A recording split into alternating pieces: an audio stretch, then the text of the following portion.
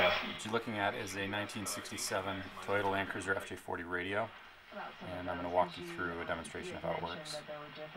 So on the right you've got a tone, which is what I'm turning now, and then in the center of the tone is the on-off button, and then also the volume button.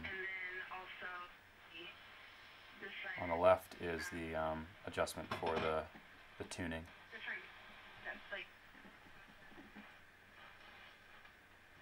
Well, there's a certain letter that you have to have.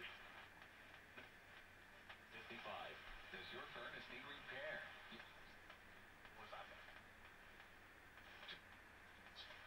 1-800-501-7080. Back after this on the weekend. Playing with the tone. Take the weekend along on your smartphone with the iHeartRadio app.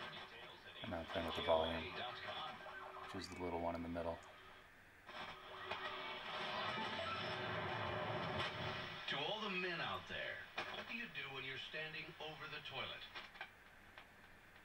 And this is an AM radio, so it's like any AM radio where it's got the buttons in the middle. You can pull the button out and push it back in to set the memory. So when you push it, it'll go back to the station you left off on. Use a long 3-inch screw to secure it to the wall. You're going to want it to be slightly wider than the... You can see that that's how the memory works, and if the radio's not screwed in, it's just sitting in there. And less waking it. You're good to go and spray. And then the good thing is you can make so many different configurations and angles within it that you could, you know, wrap twine around it and hang maybe pictures. So here I'm going to show you how it actually works. I don't get it really good in camera here, but I pull the button out and then push it back in, and you can see now it's going back to the station to set the memory. And this would look good in a dorm room too. And it's got a backlight. It's pretty light outside, so it's hard to tell how good this does lighting it up, but it's actually pretty bright. And this is in really good condition. To find these Fujitsu Ten radios like this, especially pre-1970s, is pretty hard to find and come across. This one is in a 75 FJ40. It's not actually, it doesn't belong. This is not the right year. These are ones you'd find in 1960s Toyota Land Cruisers. This was pulled from a guy who had it in his 1967 FJ40, and it's up for sale on eBay right now, actually. So it's the ST90E 10 audio.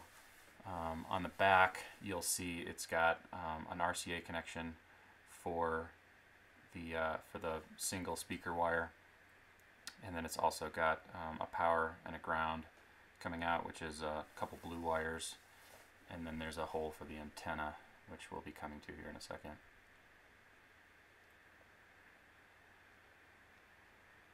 So there's the power and the ground.